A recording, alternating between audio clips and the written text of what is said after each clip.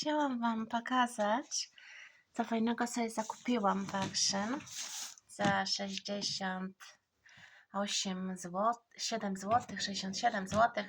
Takie na kółkach kuwety nakrywane, żeby schować sobie sprzęt, bo nie chciałabym, żeby mi mole po prostu go zeżarły, a więc niedługo zaczną gdzieś szperać, buszować po lesie i chciałabym mieć sprzęt, który nie kosztuje za mało, mieć w dobrej kondycji, nie podziurawiony przez te myszy, a więc słuchajcie, takie coś możecie sobie fajne kupić.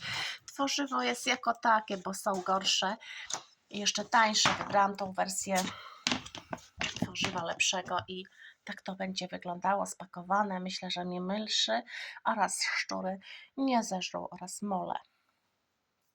Pozdrawiam.